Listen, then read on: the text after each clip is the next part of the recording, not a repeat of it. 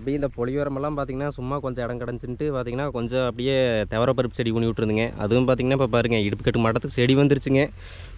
ஒரு மாதம் போனால் நம்மளுக்கு பூராமே பார்த்திங்கன்னா பூ பிடிச்சி காய் பிடிக்கிறக்கு ஆரம்பிச்சிருங்க. அடிக்கும் தொலைக்குமே இருக்குதுங்க. இந்த பொலி பூராமே பார்த்திங்கன்னா இந்த சைடு பூரா ஓசு போட்டுக்கிறீங்க, சொட்டு நீர் ஓசு. இந்த சொட்டு நீர் ஓசு போடுற இடத்துல வந்து கொஞ்சம் பொலிக்கிறதுனால இந்த இடத்துல வந்து பெருசாக வந்து வெள்ளம் பண்ண முடியாது அப்படின்ட்டு இந்த ஓரத்தில் மட்டும் பார்த்திங்கன்னா நம்ம அந்த ஊடு வயிறாக கொஞ்சம் இது பிடிக்கிறங்க துவரப்பருப்பு செடி. இது வந்து பார்த்திங்கன்னா நம்மளுக்கு இன்னொரு மாதத்தில் பிடிச்சிருக்குன்னு நினைக்கிற காய். இது பாருங்க, இது அடிக்கும் தொலைக்குமே இருக்குங்க.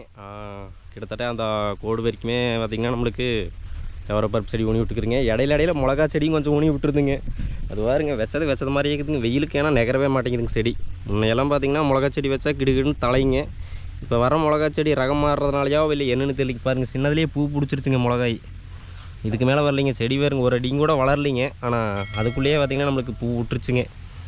என்ன பண்ணுறதுங்க, வெயில் வந்து ஓவருங்க இந்த வருஷம். அது வெயில்